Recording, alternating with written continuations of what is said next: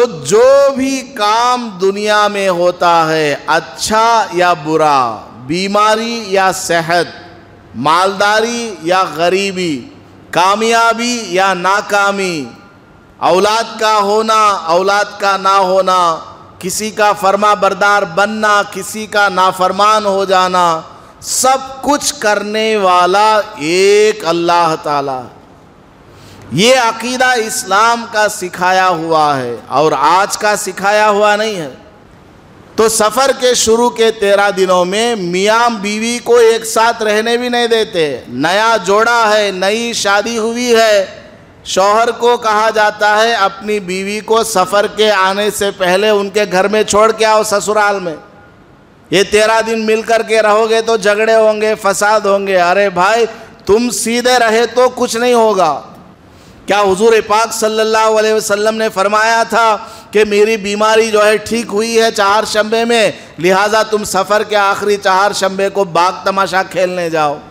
کیا حضرت ابو بکر رضی اللہ عنہ کبھی گئے؟ حضرت عمر کبھی گئے؟ حضرت عثمان غنی کبھی گئے؟ حضرت علی کبھی گئے؟ حضرت حسنین کبھی گئے؟ حضرت ابو ہریرہ، امیر معاویہ، کتنے بڑے بڑے صحابہ گزرے ہیں، کیا ان میں سے کسی ایک نے بھی سفر کے آخری بدھ کے بارے میں کوئی حدیث بیان کی ہے؟ الحمدللہ نحمدہ ونستعینہ ونستغفرہ ونؤمن بہ ونتوکل علیہ ونعوذ باللہ من شرور انفسنا ومن سیئات اعمالنا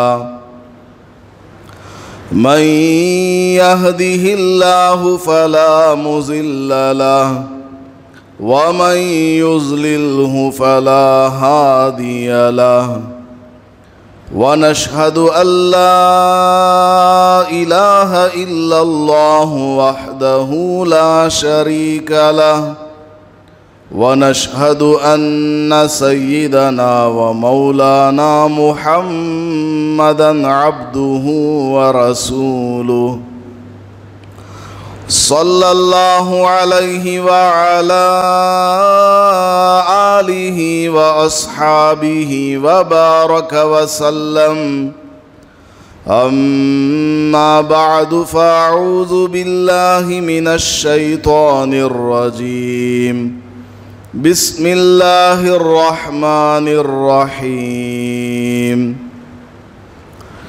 إنا أرسلنا عليهم ريحا صرصرا في يوم نحس مستمر بارك الله لنا ولكم في القرآن المجيد والفرقان الحميد رب اشرح لي صدري ويسر لي أمري واحلل عقدة من لساني يفقه قولي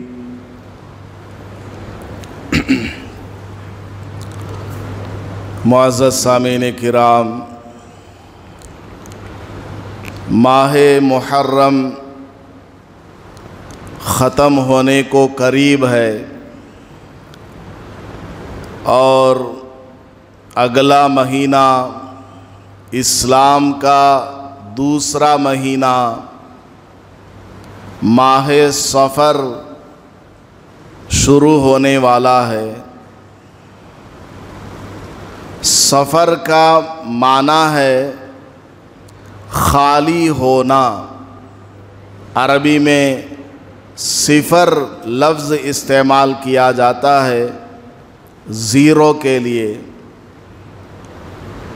چونکہ ملک عرب میں ماہ محرم میں جنگ و جدال نہیں کیا کرتے تھے، ساری لڑائیاں جھگڑے ماہ محرم میں موقوف رکھا کرتے تھے۔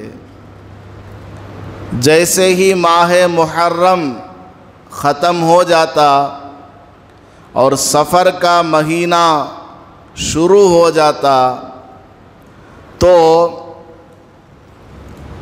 جو جھگڑے ماہ محرم سے پہلے چل رہے تھے ان کو ماہ صفر کے آتے ہی شروع کر دیا کرتے تھے، اور سارے مرد اپنے گھروں کو خالی چھوڑ کر چلے جاتے تھے۔ اس لیے ملک عرب میں ماہ محرم کے بعد والے مہینے کا نام صفر رکھا گیا، اور ماہ صفر کے تعلق سے مشرکین عرب یہ عقیدہ اور نظریہ رکھتے تھے کہ ماہ صفر بے برکتی کا مہینہ ہے، نحوست والا مہینہ ہے، ماہ صفر میں کوئی شادی کریں گے، منگنی کریں گے، کوئی بھی اچھا کام کاروبار شروع کریں گے تو وہ ناکام ہو جائے گا۔ اس طرح کفار مکہ اور مشرکین عرب عقیدہ رکھتے تھے، بلکہ بعض روایات میں موجود ہے کہ مشرکین عرب کا عقیدہ تھا کہ سال بھر میں کئی لاکھ بلائیں آسمان سے نازل ہوتی ہیں، 10,80,000 بلائیں سال بھر میں نازل ہوتی ہیں، اور ان بلاؤں میں سے تقریباً 90,000 بلائیں ماہ صفر میں نازل ہوتی ہیں۔ یہ عقیدہ کفار مکہ کا تھا، اس لیے ماہ صفر کو وہ لوگ بہت ہی زیادہ نحوست والا، بلاؤں والا، بے برکتی والا مہینہ سمجھا کرتے تھے۔ جب مکہ مکرمہ میں نبی پاک صلی اللہ علیہ وسلم کو اللہ پاک نے نبی اور رسول بنا کر کے بھیجا، اور آپ صلی اللہ علیہ وسلم نے کفار مکہ اور مشرکین عرب کا یہ عقیدہ سنا، تو آپ نے ان تمام غلط عقیدوں کو تردید فرمایا، تمام باطل خیالات کو دور کرنے کے لیے مختلف ارشادات آپ نے فرمائے، بلکہ اس کا نام، صفر کا نام بدل دیا گیا، صفر کے آگے المظفر لگا دیا گیا، صفر المظفر۔ کفار مکہ سمجھتے تھے کہ یہ مہینہ ناکامی کا مہینہ ہے، ہر کام ناکام ہو جائے گا، تو اسلام نے آ کر اس کا نام رکھا صفر المظفر۔ مظفر کا مطلب کامیاب، یعنی یہ مہینہ ناکامی والا مہینہ نہیں ہے، کامیابی والا مہینہ ہے۔ اور اس کا دوسرا نام رکھا صفر الخیر، بھلائی کا مہینہ، کیونکہ کفار مکہ سمجھتے تھے کہ یہ مہینہ ہر طرح کی برائی کا، بلاؤں کا، آفتوں کا مہینہ ہے، تو اسلام نے آ کر ان کا غلط خیال بدل ڈالا اور کہا کہ یہ صفر صفر نہیں ہے، خالی کا، زیرو کا مہینہ نہیں ہے، بلکہ یہ صفر المظفر ہے، الخیر ہے۔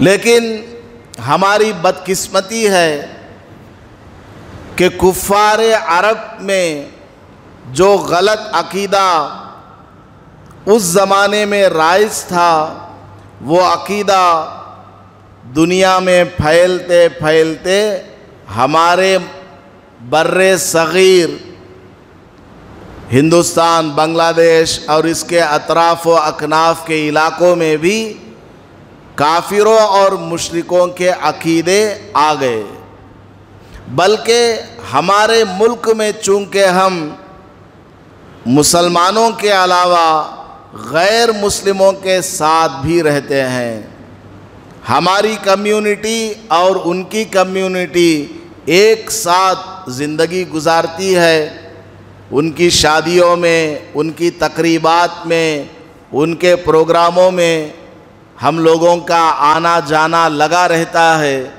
تو ان کا دیکھا دیکھی ہمارے اندر بہت ساری توہمات، بدشگونیاں، بدفعلیاں، جس کو تیلگو زبان میں موڑھا نمکم بولتے ہیں، اس طرح کی چیزیں ہمارے مسلمانوں کے اندر بھی آ گئی ہیں، حالانکہ اسلام کو ان تمام چیزوں سے کوئی لینا دینا نہیں ہے۔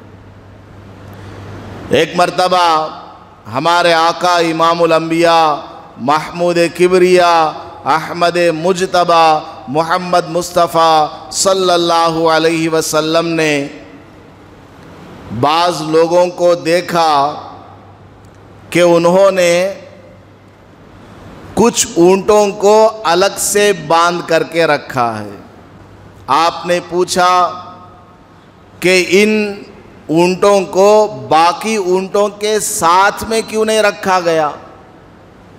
تو لوگوں نے بتایا کہ حضرت یہ جو اونٹ الگ سے بندھے ہوئے ہیں ان میں بیماری ہے، اگر یہ اونٹ ان کے ساتھ مل کر کے رہیں گے یا یہ اونٹ ان کے ساتھ ملنے جائیں گے تو پھر ان کی بیماری ان میں آ جائے گی، متعدی ہو جائے گی، ایک سے دوسرے کو یہ بیماری لگ جائے گی، اس لیے ہم نے ان اونٹوں کو الگ باندھ کر کے رکھا ہے۔ آپ صلی اللہ علیہ وسلم نے ارشاد فرمایا، ان اونٹوں میں سب سے پہلے کس اونٹ کو بیماری آئی؟ تو انہوں نے بتایا کہ فلاں اونٹ کو سب سے پہلے بیماری آئی۔ تو آپ نے پوچھا تم یہ جو بول رہے ہو کہ ان اونٹوں میں بیماری ہے، اگر یہ اونٹ باقی اونٹوں کے ساتھ رہیں گے تو ان کی بیماری ان میں آ جائے گی، تو جو پہلا اونٹ ہے جس کو بیماری آئی تھی وہ کون سے بیمار اونٹ کے پاس گیا تھا؟ تو یہ سارے لاجواب ہو گئے، کوئی جواب ہی نہیں دے پائے۔ تو حضور پاک صلی اللہ علیہ وسلم نے ارشاد فرمایا، لا عدویٰ، کوئی بیماری بذات خود، by default, by it self, بذات خود کا مطلب بتا رہا ہوں، کوئی بیماری بذات خود کسی دوسرے میں منتقل نہیں ہوتی۔ کوئی بیماری چاہے بڑی بیماری ہو چھوٹی ہو، جان لیوا بیماری ہو، کورونا ہو، پلیگ ہو، کلرا ہو، ملیریا ہو، ٹائیفائیڈ ہو، کوئی بھی بیماری ہو، ایک کی بیماری دوسرے کو بذات خود نہیں لگتی۔ لا عدویٰ، حضور پاک صلی اللہ علیہ وسلم نے ان لوگوں کا غلط عقیدہ ذہنوں سے پاک کرنے کے لیے فرمایا، لا عدویٰ، کوئی بیماری کسی کو نہیں لگتی۔ بلکہ روایات میں آتا ہے کہ ایک کوڑھ کا مریض آیا، لیپرسی، ایسا مریض حضور پاک صلی اللہ علیہ وسلم کی خدمت میں آیا تو آپ نے اس کے ساتھ بیٹھ کر کھانا تناول فرمایا۔ کوڑھ کا مریض ہے، اس کے ساتھ بیٹھ کر کے حضور نے کھانا تناول فرمایا اور لوگوں کو بتایا کہ اس کی بیماری مجھے بذات خود لگنے والی نہیں ہے، بائی اٹ سیلف لگنے والی نہیں ہے، اللہ چاہے گا بیماری لگے گی، اللہ نہیں چاہے گا بیماری نہیں لگے گی۔ حضرت ابراہیم علیہ السلام کو آگ میں ڈالا گیا، اور ایسی آگ مہینوں بھر ایندھن کو جمع کیا گیا تھا، جنگلوں کو خالی کر کے لکڑیوں کو جمع کیا تھا نمرود نے، اور بہت دہکتی ہوئی وہ آگ ہے، اور اس قدر وہ آگ بھڑک رہی تھی کہ حضرت ابراہیم علیہ السلام کو اس میں دھکا دینے کے لیے جانا بھی مشکل ہے۔ جو دھکا دینے جائیں گے ان کو بھی آگ لپٹ لے گی۔ تو اس زمانے میں نمرود نے اس زمانے کی جو سائنس ہے، ٹیکنالوجی ہے، انہوں نے منجنیق تیار کیا۔ منجنیق جیسے کیٹربیل، بڑے بڑے ستون بنائے گئے، اس میں جھولا بنایا گیا، اس میں حضرت ابراہیم علیہ السلام کو بٹھایا گیا اور جھولا ہلا کر کے پھینکا گیا۔ آپ اندازہ لگا سکتے ہیں کس قدر بھڑکتی ہوئی وہ آگ ہوگی۔ اس میں حضرت ابراہیم علیہ السلام کو ڈالا۔ اب آگ کی صفت کیا ہے، آگ کی کوالٹی کیا ہے؟ وہ جلاتی ہے، جو بھی اس کو مل جائے جلا کر کے راکھ بنا دے گی۔ لیکن حضرت ابراہیم علیہ السلام کے ایک بال کو بھی اس نے نہیں جلایا، بلکہ وہ آگ تو ٹھنڈی ہو گئی، اور اتنا زیادہ ٹھنڈی بھی نہیں کہ حضرت کو سردی لگنے لگ جائے، بالکل درمیانہ ٹیمپریچر۔ یہ سب کیسے ہوا؟ آگ نے اپنی صفت کو جو کہ جلانے والی ہے کیوں چھوڑا؟ کیوں اس نے عمل نہیں کیا؟ عمل اس لیے نہیں کیا، اوپر سے آرڈر نہیں تھا۔ اللہ تعالیٰ نے تو اس کو یہ آرڈر دیا تھا، یا نار، اے آگ، کونی برداً و سلاماً علی ابراہیم، ابراہیم علیہ السلام کے لیے تو ٹھنڈی ہو جا اور سلامتی والی بن جا، مطلب زیادہ ٹھنڈی نہ ہو کہ حضرت کو سردی لگ جائے، بخار آ جائے۔ تو جو بھی کام دنیا میں ہوتا ہے، اچھا یا برا، بیماری یا صحت، مالداری یا غریبی، کامیابی یا ناکامی، اولاد کا ہونا، اولاد کا نہ ہونا، کسی کا فرما بردار بننا، کسی کا نافرمان ہو جانا، سب کچھ کرنے والا ایک اللہ تعالیٰ۔ یہ عقیدہ اسلام کا سکھایا ہوا ہے، اور آج کا سکھایا ہوا نہیں ہے۔ حضرت آدم علیہ السلام سے لے کر اب تک بھی یہی عقیدہ تمام پیغمبروں نے بیان فرمایا۔ ما شاء اللہ کانا، اللہ تعالیٰ جو چاہتا ہے وہی ہوتا ہے، وما لم یشاء لم یکن، اور اللہ جو نہیں چاہتا وہ کبھی ہونے والا نہیں ہے۔ سب نے مل کر حضرت ابراہیم علیہ السلام کو مارنا چاہا، لیکن ساری حکومت کی طاقت فیل ہو گئی، ناکام ہو گئی۔ سمندر ہے، دریا ہے، اس میں برج بنانے کے لیے کئی سال تو اس کا ڈیزائن بنانے میں لگ جاتا ہے، آرکیٹیکچر ڈیزائن بنانے میں، کیسے کھودنا، پلر کیسے بنانا ہے، اور اس کے اوپر برج کتنا اونچا ہونا چاہیے، سیمنٹ کس کوالٹی کا استعمال کرنا چاہیے، اس میں لگائے جانے والے راڈز کیسے ہونا چاہیے، روشنی اور ہوا کا انتظام کیسے ہو، ادھر سے ادھر سے آنے والا جو پانی کا بہاؤ ہے، پلرز اس کو سنبھال سکیں، اس کے لیے کیسے بیلنس مینٹین کرنا ہے۔ یہ سب پروگرام بنانے کے لیے کئی انجینئرز مل کر کے مشورہ کرتے ہیں، تب جا کر کے کسی ندی میں کوئی پل بناتے ہیں، اور بعض دفعہ وہ پل پانی میں بہہ کر کے چلا بھی جاتا ہے۔ حضرت موسیٰ علیہ السلام کو فرعون نے بھگایا، اور حضرت موسیٰ علیہ السلام کی قوم کو فرعون نے بھگایا، قتل کرنے کے ارادے سے نکلا۔ قوم نے کہا انا لمدرکون، اے موسیٰ ہم تو پکڑے گئے۔ فرعون کا لشکر آ رہا ہے، بہت بڑا لشکر وہ لے کر کے آ رہا ہے، سامنے سمندر ہے، پیچھے فرعون ہے، ہم اب پکڑے گئے، ہمیں اب مار دیا جائے گا، قتل کر دیا جائے گا یا قید میں لے لیا جائے گا۔ حضرت موسیٰ علیہ السلام نے فرمایا کلا، ہرگز نہیں، ان معی ربی سیہدین، بلا شبہ میرے ساتھ میرا رب ہے جو مجھے صحیح رہنمائی کرے گا۔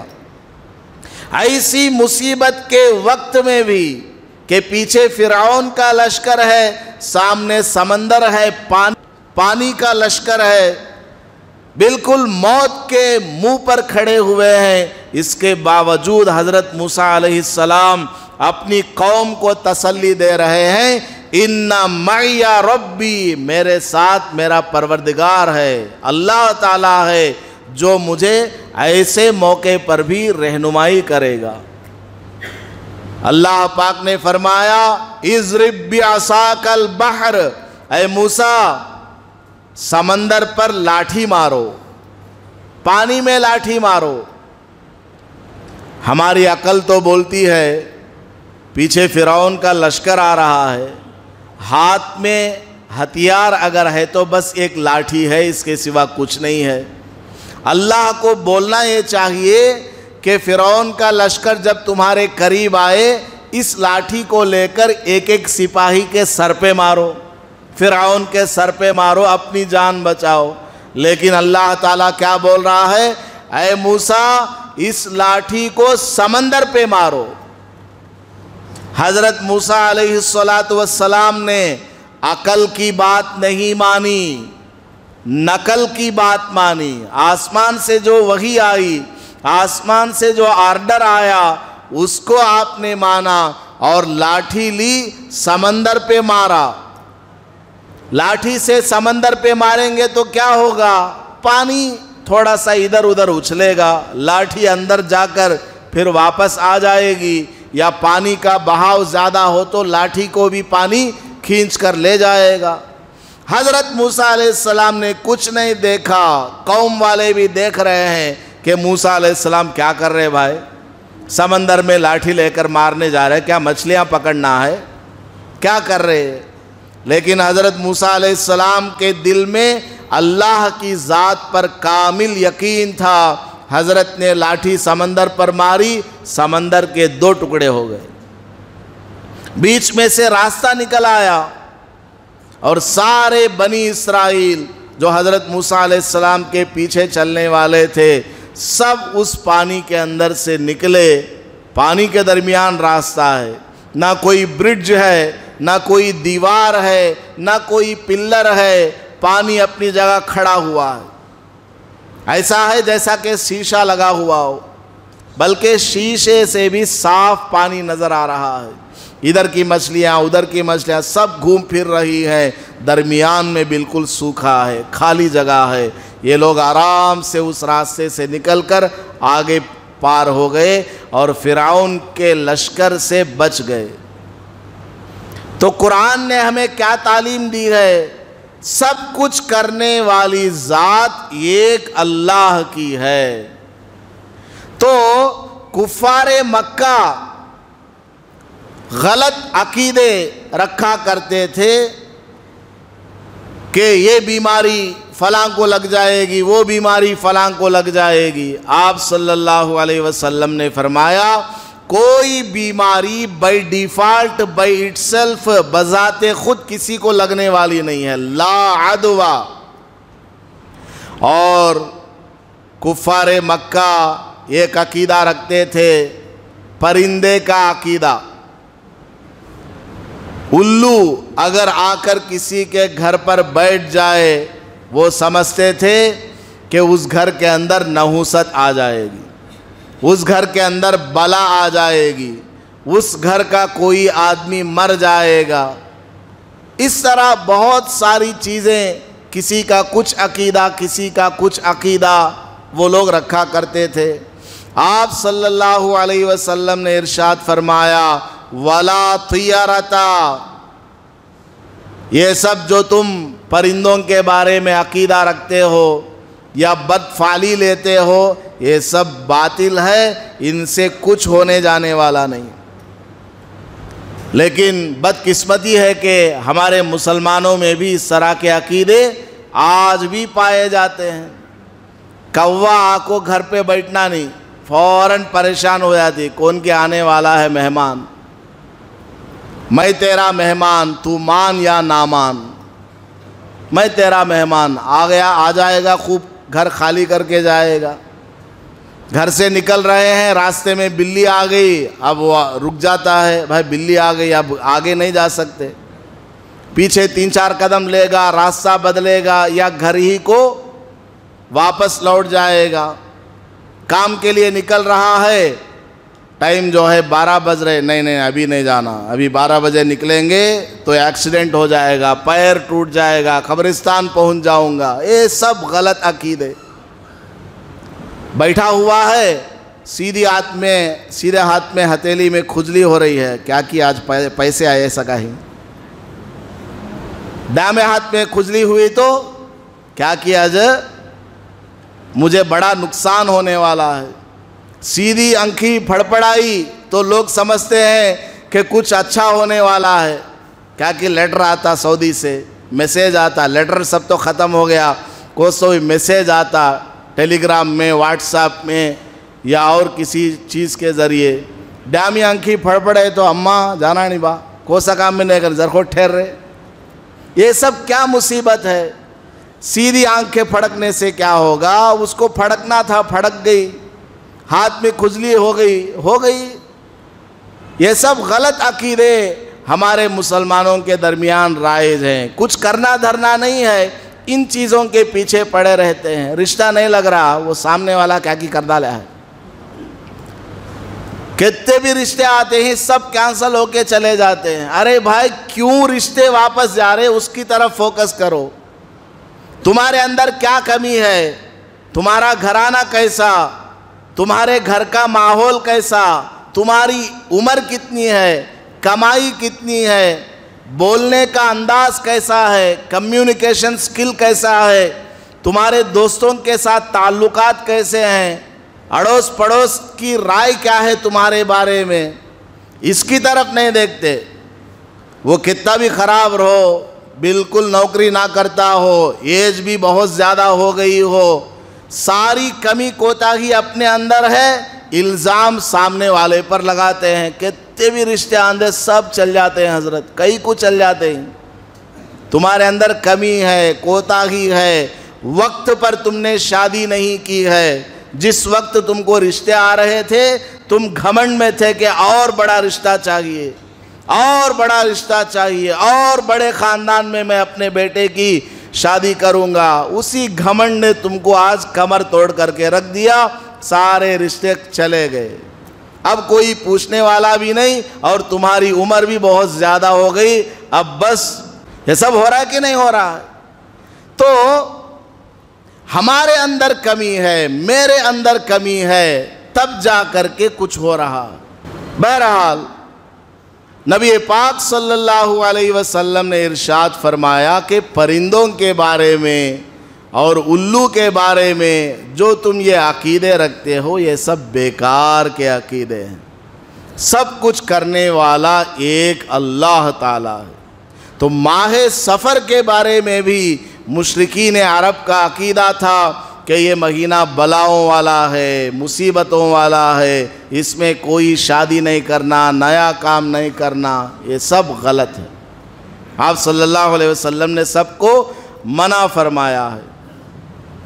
اور اس مہینے کے شروع کے 13 دنوں کے بارے میں ایک عقیدہ ہے مسلمانوں کے بعض گھرانوں میں کہ ماہ سفر کے جو شروع کے 13 دن ہیں، ان 13 دنوں میں کوئی نیا کام نہیں کرنا، کوئی اچھا کام شروع نہیں کرنا، شادی نہیں کرنا، منگنی نہیں کرنا، گھر اوپننگ نہیں کرنا۔ وجہ ان سے معلوم کیا جائے تو بتایا جاتا ہے کہ تیرا تیزی کے دن ہے، سختی والے دن ہے۔ کیوں سختی والے دن ہے؟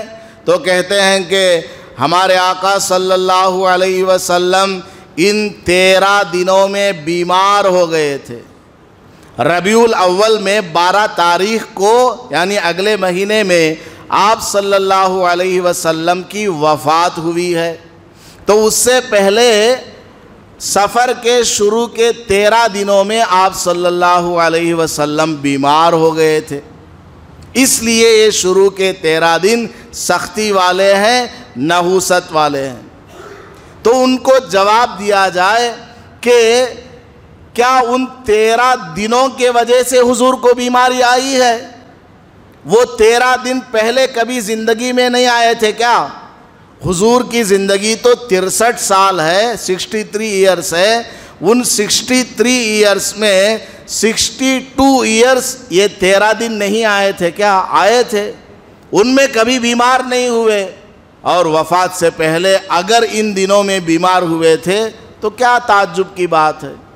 بیماری تو کسی بھی دن آ سکتی ہے، کسی بھی مہینے میں آ سکتی ہے، کسی بھی وقت آ سکتی ہے۔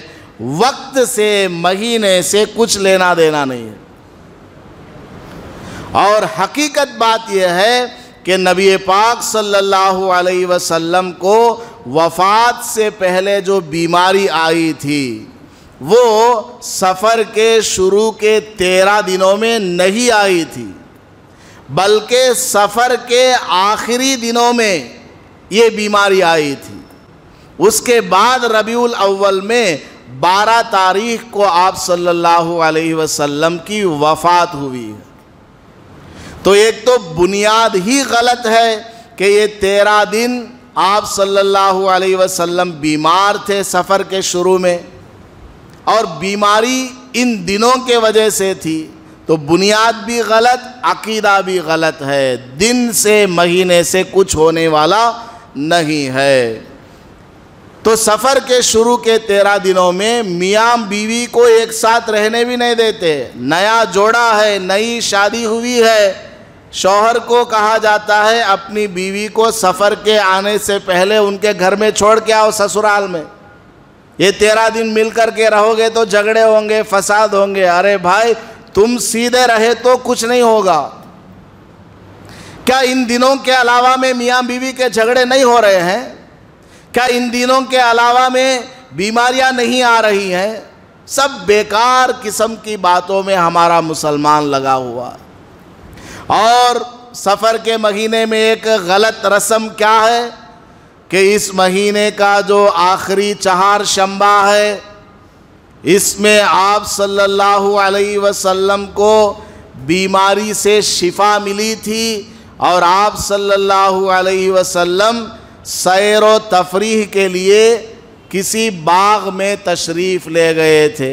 یہ خیال لوگوں کا، حالانکہ سفر کے آخری دنوں میں آپ کو بیماری سے شفا نہیں ملی، بلکہ سفر کے آخری 4 شنبے سے آپ کی بیماری شروع ہوئی یا اور زیادہ بڑھ گئی تھی۔ تب جا کر ربیع الاول کی 12 تاریخ میں آپ کی وفات ہوئی۔ بیماری مسلسل رہی اور 12 ربیع الاول میں آپ صلی اللہ علیہ وسلم کی وفات ہوئی ہے۔ تو حضور صلی اللہ علیہ وسلم کی بیماری تو سفر کے آخری 4 شنبے میں اور زیادہ بڑی ہوئی، اور ہمارا مسلمان کیا سمجھ رہا ہے کہ اس میں حضور کی بیماری ختم ہو گئی، چلو باغ میں، باغ تماشا کو چلو۔ سب مل کر کے جا رہے ہیں، پارکوں میں، باغوں میں جا رہے ہیں، کھیل کر رہے ہیں، کود کر رہے ہیں۔ حالانکہ یہ کیا ہو رہا ہے؟ حضور کے بیمار ہونے پر گویا خوشی منا رہے ہیں لوگ، کیونکہ حضور تو اس میں صحت یاب نہیں ہوئے تھے، بیماری شروع ہوئی تھی اس میں، یا بیماری پہلے سے تھی اور بیماری اور زیادہ بڑھ گئی تھی۔ تو عمل ہمارا کیا ہو گیا؟ حضور صلی اللہ علیہ وسلم کی مخالفت میں ہو گیا۔ اصل بات یہ ہے کہ جب نبی پاک صلی اللہ علیہ وسلم سفر کے آخری دنوں میں سخت بیمار ہوئے تو کسی دشمن اسلام نے مسلمانوں کے درمیان یہ خبر اور افواہ پھیلا دی کہ آپ صلی اللہ علیہ وسلم سفر کے آخری دنوں میں صحت یاب ہو گئے ہیں، لہٰذا اس دن روزہ رکھو، اس دن کھیر پکاؤ، اس دن روٹیاں پکاؤ، ملیدہ کوٹو، یہ وہ چیز بنا کر کے غریبوں کو کھلاؤ۔ تو دشمن اسلام حضور صلی اللہ علیہ وسلم کی مخالفت میں اس خبر کو پھیلا رہا ہے، اور یہ خبر پھیلتے پھیلتے آج تک بھی آ گئی، 1400 سال ہو گئے اور لوگ اس پر عمل کرتے جا رہے ہیں۔ اصل حقیقت عام لوگوں کو نہیں معلوم ہے۔ تو نبی پاک صلی اللہ علیہ وسلم کی بیماری تو آخری چہارشنبے کے بعد اور زیادہ بڑھ گئی تھی، اس لیے ان دنوں میں باغ تماشے کرنا یہ سب چیزیں بالکل غلط ہے۔ اگر آپ کی بیماری ٹھیک بھی ہو گئی ہو تب بھی ہمیں باغ تماشوں میں جانا بالکل حرام ہے، ناجائز ہے۔ کیا حضور پاک صلی اللہ علیہ وسلم نے فرمایا تھا کہ میری بیماری جو ہے ٹھیک ہوئی ہے چہارشنبے میں، لہٰذا تم سفر کے آخری چہارشنبے کو باغ تماشا کھیلنے جاؤ؟ کیا حضرت ابو بکر رضی اللہ عنہ کبھی گئے، حضرت عمر کبھی گئے، حضرت عثمان غنی کبھی گئے، حضرت علی کبھی گئے، حضرت حسنین کبھی گئے، حضرت ابو ہریرہ، امیر معاویہ، کتنے بڑے بڑے صحابہ گزرے ہیں؟ کیا ان میں سے کسی ایک نے بھی سفر کے آخری بدھ کے بارے میں کوئی حدیث بیان کی ہے؟ کچھ بھی نہیں ہے، بس لوگوں کا گھڑا ہوا ہے۔ اور دشمنان اسلام نے جو بات پھیلائی ہے، غلط خبر پھیلائی ہے، اس کو سمجھ نہ پانے کی وجہ سے ایسی بات مسلمانوں میں پھیلی ہوئی۔ تو خلاصہ کلام یہ ہے کہ ماہ سفر بلاؤں والا، مصیبتوں والا مہینہ ہرگز نہیں ہے۔ 13 تیزی کے دن یہ ہرگز نحوست والے دن نہیں ہے۔ سفر کا آخری بدھ یہ بیماری سے شفا یاب ہونے والے دن نہیں ہے، ایسا سب کچھ نہیں ہے۔ تو اس لیے اپنے غلط خیالات کو نکالے۔ اور نحوست کس میں ہے؟ آخری بات بتا رہا ہوں۔ نبی پاک صلی اللہ علیہ وسلم نے ارشاد فرمایا، مکہ کے کافر یہ سمجھتے تھے کہ عورت کے اندر نحوست ہے، کیونکہ وہ مہینے میں ایک دفعہ ناپاک ہوتی ہے، اس کے ہاتھ کا پکایا ہوا کھانا نہیں کھاتے تھے، اس کو اپنے گھر میں بھی نہیں رکھتے تھے ناپاکی کے دنوں میں، اور اس کو بالکل گھر سے باہر علیحدہ رکھا کرتے تھے۔ آپ صلی اللہ علیہ وسلم نے فرمایا، لا شؤما، کوئی چیز نحوست والی نہیں ہے، کسی بھی چیز میں نحوست نہیں ہے۔ ولو کانا، اگر یہ نحوست کسی چیز میں ہوتی تو فی المرأہ، عورت کے اندر ہوتی، جیسا کہ تم کافر لوگ سمجھ رہے ہو۔ اگر نحوست ہوتی تو عورت کے اندر ہوتی، حالانکہ عورت کے اندر بھی کوئی نحوست نہیں ہے۔ اگر نحوست ہوتی تو گھر کے اندر ہوتی، حالانکہ کسی گھر میں کوئی نحوست نہیں ہے۔ اگر نحوست ہوتی تو سواری کے اندر ہوتی، حالانکہ کسی سواری میں، کسی گھوڑے اونٹ میں کوئی نحوست نہیں ہے۔ تو پھر نحوست کس میں ہے؟ قرآن میں اللہ پاک نے بیان فرمایا، کیا فرمایا؟ اِنَّا أَرْسَلْنَا عَلَيْهِمْ رِيحًا صَرْصَرًا فِي يَوْمِ نَحْسٍ مُسْتَمِرٍ۔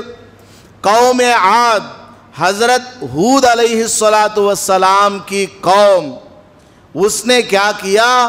حضرت ہود علیہ السلام کو نبی نہیں مانا، ان کی تعلیمات کو فالو نہیں کیا، اور پیغمبر نے ان کو ڈرایا کہ تمہارے اوپر عذاب آنے والا ہے، اس کو بھی ان لوگوں نے نہیں مانا۔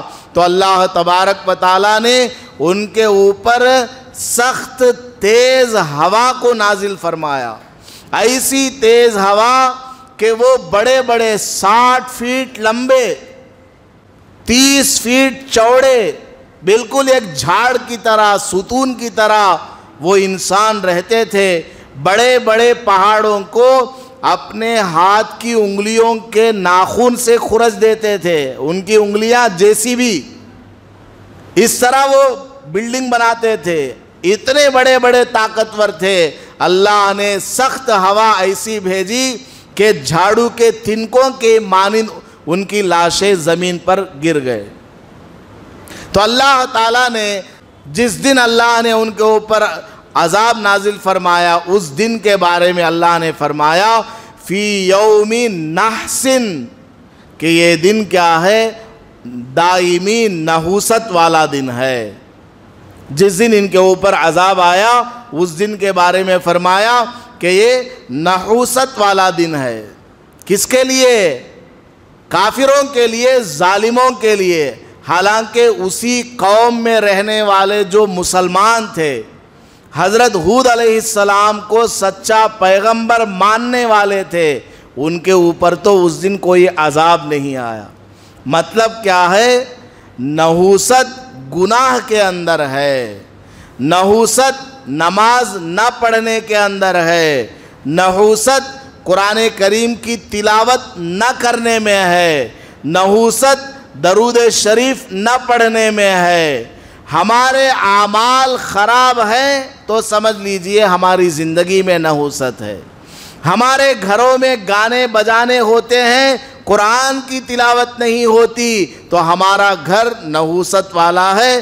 گھر کی وجہ سے نہیں، ہمارے بدعمالیوں کی وجہ سے ہے۔ ہماری زبان اچھی نہیں، بات چیت کرنے کا انداز اچھا نہیں، اس وجہ سے جھگڑا ہو رہا ہے۔ تو ہماری زبان کے اچھا نہ ہونے کی وجہ سے نحوست آئی ہے۔ سمجھ گئے آپ حضرات؟ تو نحوست کسی بھی چیز میں نہیں ہے۔ دنیا میں جو بھی اچھا ہوتا ہے، برا ہوتا ہے، سب اللہ کی طرف سے فیصلے ہیں۔ ہمارے اعمال اچھے اوپر جائیں گے، اللہ کی طرف سے اچھے فیصلے آئیں گے۔ ہمارے برے اعمال اوپر جائیں گے، اللہ تعالیٰ کی طرف سے ہمارے لیے برے فیصلے آئیں گے۔ جو کچھ کرنا ہے سب ہمارے ہاتھ میں ہے۔ اچھا کرو، اچھا نتیجہ ملے گا، برا کریں گے تو برا نتیجہ ملے گا۔ اللہ پاک ہمیں سمجھنے کی اور عمل کرنے کی توفیق عطا فرمائے۔ آمین۔ وآخر دعوانا ان الحمدللہ رب العالمین۔ ویڈیو کے نیچے سبسکرائب کے بٹن پہ کلک کریں، بیل کے آئیکن پہ کلک کیجئے تاکہ ہر نئی ویڈیو کی نوٹیفیکیشن آپ کو مل جائے۔